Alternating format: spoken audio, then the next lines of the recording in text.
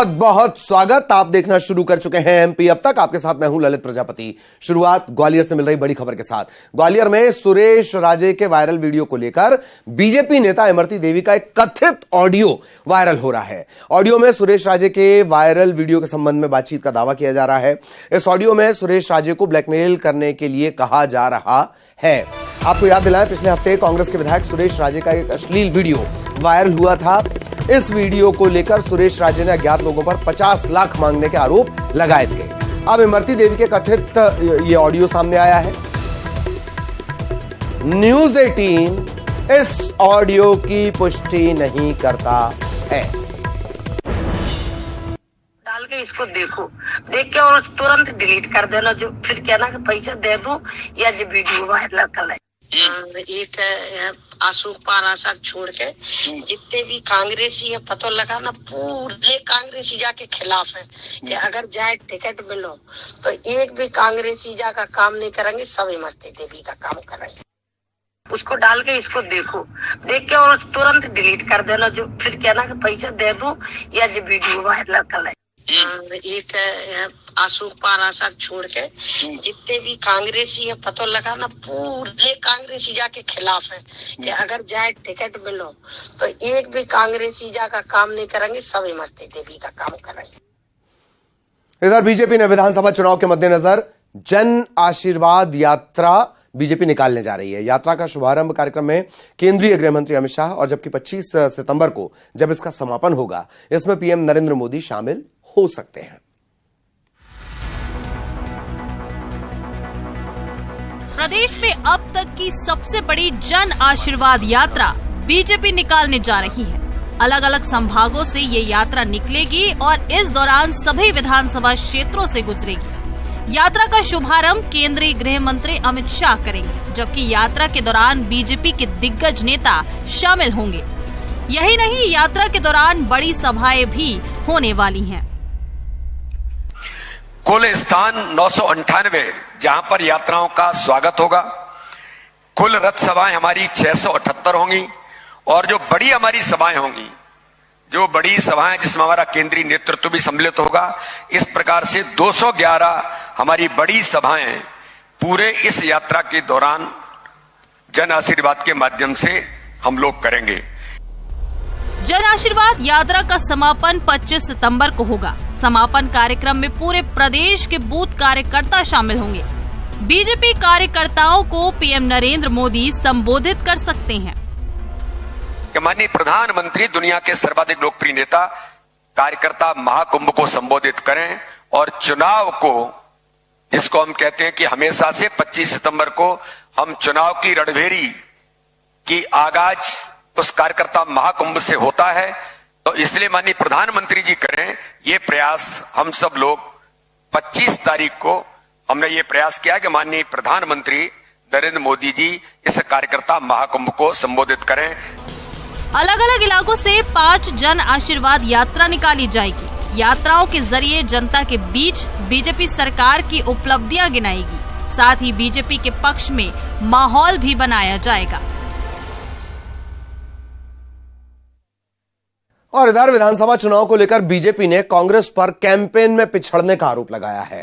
कांग्रेस ने बीजेपी के आरोपों से इनकार किया और यह आरोप लगाया कि बीजेपी लोगों को प्रताड़ित कर रही है और इस मामले में बीजेपी एकदम आगे है।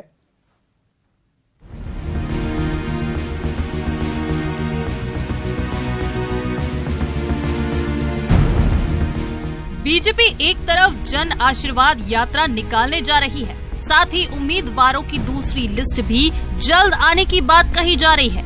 उधर कैंपेन को लेकर बीजेपी ने कांग्रेस पर पिछड़ने का आरोप लगाया कि कोई भी आए, कैसे भी आए, सुई बटा सन्नाटा है कांग्रेस के लिए। प्रत्याशी नहीं मिल रहे, ढूंढ ढूंढ के टिकट देंगे, पूरा मामला खत्म है, जमीन सदा समाप्त हो चुकी है। और वो रणदीप सिंह सुरजेवाले मध्य प्रदेश के स्क्रीनिंग कमेटी के प्रभारी हैं कांग्रेस के, जिन्होंने जनता को राक्षस कहा। सुरजेवाला जी मध्य प्रदेश आएंगे तो पहले मध्य प्रदेश की जनता पूछेगी क्या हम भी राक्षस हैं? उधर बीजेपी के आरोपों पर कांग्रेस ने पलटवार किया। पीसी शर्मा ने कहा कि बीजेपी केवल प्रताड़ना के मामले में आगे है। बीजेपी केवल मध्य प्रदेश की जनता को प्रताड़ित करने में आगे निकली है। महंगाई चरम पे है, बेरोजगारी 1 करोड़ लोग बेरोजगार हैं मध्य प्रदेश में। महिलाओं और आदिवासियों पे अत्याचार में नंबर 1 पे है और ये जितने भी इवेंट मैनेजमेंट हो रहे हैं जाते जाते कर रहे हैं। प्रदेश में विधानसभा चुनावों का ऐलान भले ना हुआ हो, लेकिन उम्मीदवारों की लिस्ट जारी करने के साथ ही बीजेपी ने कांग्रेस पर दबाव बनाना शुरू कर दिया है। ऐसे में चुनावों के मद्देनजर दोनों दलों में जुबानी तीर भी चल रहे हैं।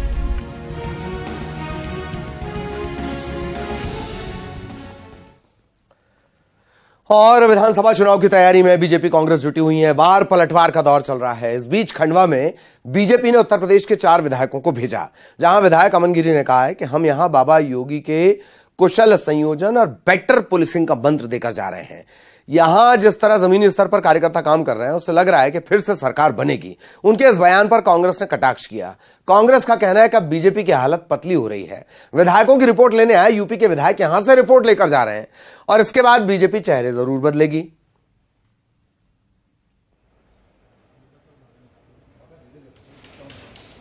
कि जिस उद्देश्य के लिए हम लोगों को भेजा गया था वो था भारतीय जनता पार्टी की सोच के तहत, जो एक वासुदेव कुटुंबकम की सोच है।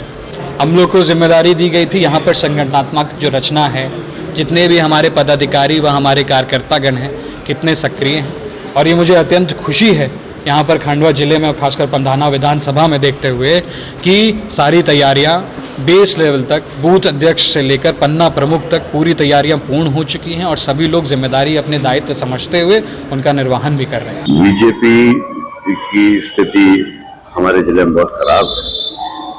कोई 2 टर्म से एमएलए, कोई 3 टर्म से एमएलए, इवन यहाँ मेंबर ऑफ पार्लियामेंट 6 टर्म रहे। दिक्कत ये है कि इन पूरे इनके कार्यकालों में इन्होंने, मेरे जहां तक समझ में आ रही बात, एक पत्थर उठा के यहाँ समा नहीं रखा खंडवा में। खंडवा की जो हालत आज से 30 साल पहले थी, आज भी वही है। इनकी जो रिपोर्टिंग हुई है, इनका जो आंतरिक सर्वे हुआ बीजेपी का, उससे ये जानकारी ऊपर गई है कि ये जो इनके यहाँ पे एमएलए हैं।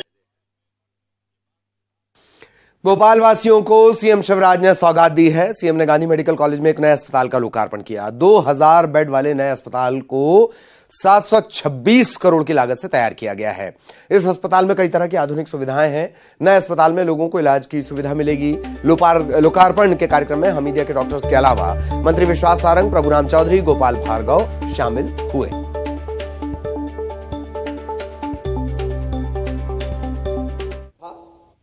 जब मध्य प्रदेश बीमारू राज्य कहा जाता था और मध्य प्रदेश की ग्रोथ रेट निगेटिव हुआ करती थी 2002 में 3 में, आज मुझे बताते हुए खुशी है कि मध्य प्रदेश की आर्थिक वृद्धि की दर पिछले साल 19.06% थी। इस बार भी हमने 16% क्रॉस किया है। मध्य प्रदेश तेजी से आगे बढ़ रहा है। एक जमाना था जब हमारी जीएसडीपी का आकार हुआ करता था 71,000 करोड़ रुपया, आज उसको हम ले गए 15 लाख करोड़ तक। पर कैपिटा इनकम कभी हुआ करती थी 11,000 रुपया, आज मुझे बताते हुए प्रसन्नता है 1,40,000 हम क्रॉस कर चुके हैं पर कैपिटा इनकम के। और देश में वृद्धि दर के मामले में हम लगभग पहले नंबर पर हैं। मुख्य सचिव इकबाल सिंह बैस के खिलाफ लोकायुक्त को कांग्रेस ने शिकायत की है। दिग्विजय सिंह, विवेक तनखा, गोविंद सिंह और अरुण यादव ने लोकायुक्त से भ्रष्टाचार के मामले की जांच की मांग की। इन लोगों ने सीएजी और सीवीसी की हालिया रिपोर्ट का हवाला दिया। अलग अलग योजनाओं में भ्रष्टाचार की शिकायत की है। इकबाल सिंह बैस के अलावा आजीविका मिशन के मुख्य कार्यपालन अधिकारी ललित मोहन बेलवाल के खिलाफ भी कांग्रेस ने शिकायत की है।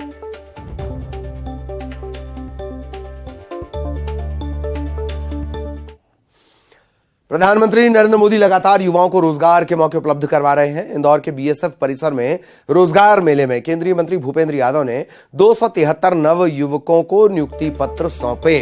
कार्यक्रम में प्रधानमंत्री नरेंद्र मोदी वर्चुअली शामिल हुए, युवाओं को संबोधित किया, देश की प्रगति में युवाओं के योगदान की तारीफ की।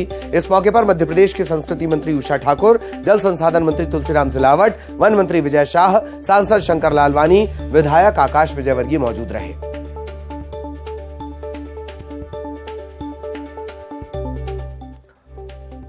भोपाल में चयनित शिक्षकों ने बीजेपी दफ्तर का घेराव किया। इन लोगों का कहना है कि चयन हो जाने के बाद अब तक नियुक्ति पत्र नहीं दिया गया है। चयनित शिक्षकों को सुरक्षा कर्मियों ने बाहर रोक लिया। बीजेपी दफ्तर के बाहर इन लोगों ने धरना दिया। इसी के 882 पद वर्ग 3 के जबरदस्ती रोक दिए गए, जबकि इनका नाम सबका अंतिम चयन सूची में था।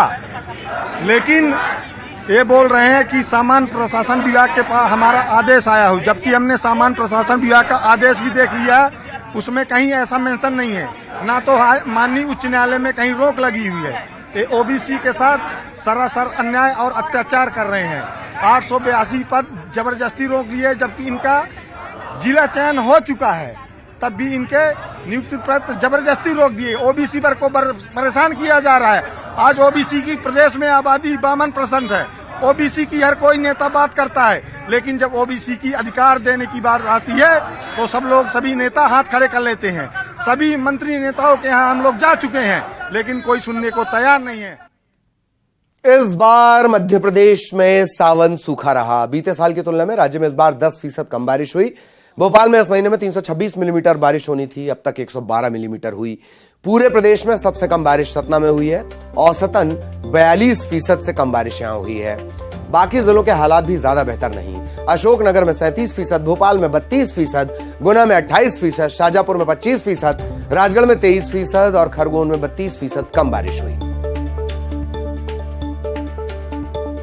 बारिश अगर अपन देखें तो मध्य प्रदेश की कहें या फिर भोपाल में जो है बारिश अभी जो अगस्त का जो महीना है उसमें 326 के आसपास मिलीमीटर में वर्षा दर्ज की जाती है, जो कि इस महीने अभी अपनी 112 मिलीमीटर वर्षा दर्ज की, जो कि लगभग 50% कम बारिश दर्ज हुई है।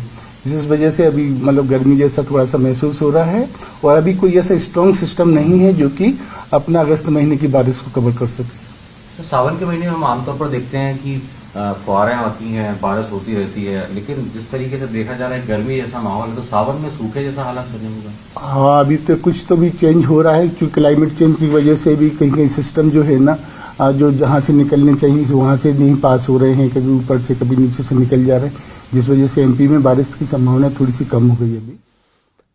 खबर इंदौर से, जहां एनसीबी ने किया है बड़ी कार्रवाई। 4 क्विंटल गांजे के साथ एक आरोपी गिरफ्तार किया गया। इंदौर आगरा बॉम्बे हाईवे लेबड़ मानपुर के पास ये गिरफ्तारी हुई है। गांजे की तस्करी में जो गाड़ी इस्तेमाल की जा रही थी वो जब्त कर ली गई है। विशाखापट्टनम से चित्तौड़गढ़ ये गांजा भेजा जा रहा था, इससे पहले ही इसे पकड़ लिया गया। 4 क्विंटल गांजा।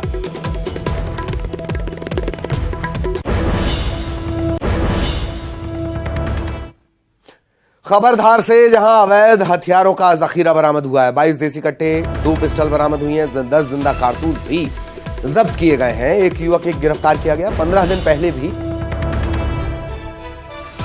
हथियार के साथ गिरफ्तारी हुई थी। 30 अवैध हथियारों के साथ एक युवक गिरफ्तार हुआ था और अब फिर एक और बड़ी कार्रवाई।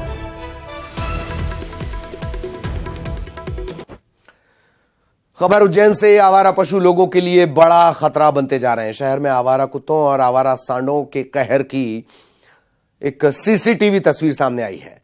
एक बुजुर्ग सांडों की चपेट में आकर घायल हो जाते हैं। हादसे का ये वीडियो सोशल मीडिया पर जमकर वायरल है।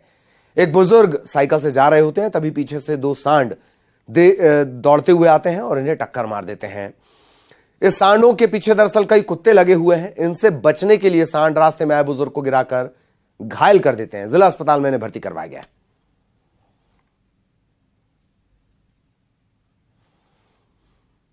खंडवा की तीर्थ नगरी ओंकारेश्वर से शर्मिंदा करने वाली तस्वीर सामने आई है।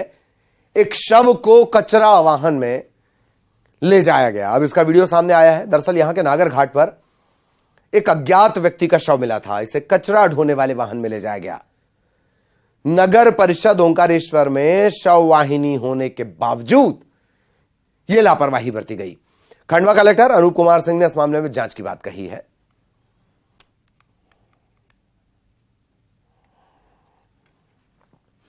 और अब सावन के आखिरी सोमवार को भोलेनाथ के दर्शन के लिए शिवालयों में भक्तों की भारी भीड़ उमड़ी।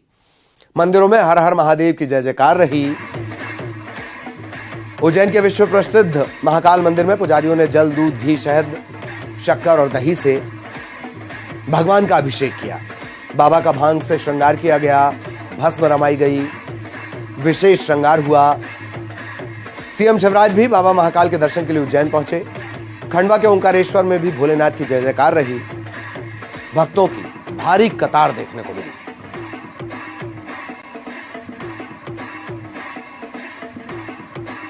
इधर सावन के अंतिम सोमवार पर बाबा महाकाल की शाही सवारी में निकली। बाबा ने नगर भ्रमण किया, प्रजा का हालचाल जाना और भक्त हर हर महादेव में डूबे रहे। मंदसौर में भगवान पशुपतिनाथ महादेव की शाही सवारी निकली। महादेव ने जनता का हाल जाना। आगर मालवा में प्रसिद्ध बाबा बैजनाथ की शाही सवारी निकली।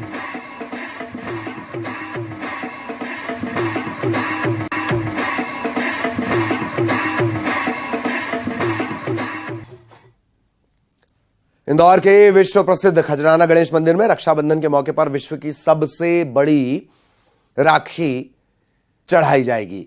इस साल ये राखी देश की उपलब्धियों पर बनाई गई है। प्रथम पूज्य भगवान गणेश को बांधी जाने वाली इस विशाल राखी में दुनिया के साथ ही भारत का मानचित्र, चंद्रयान 3, नया संसद भवन है।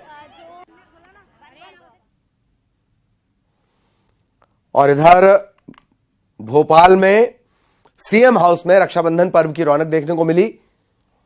राखी मिलन समारोह के दौरान लाडली बहनें पहुंची। महिला मोर्चा की कार्यकर्ता पहुंची और सीएम की कलाई पर राखी सजाई गई। इस दौरान सीएम ने सभी बहनों को आशीर्वाद भी दिया।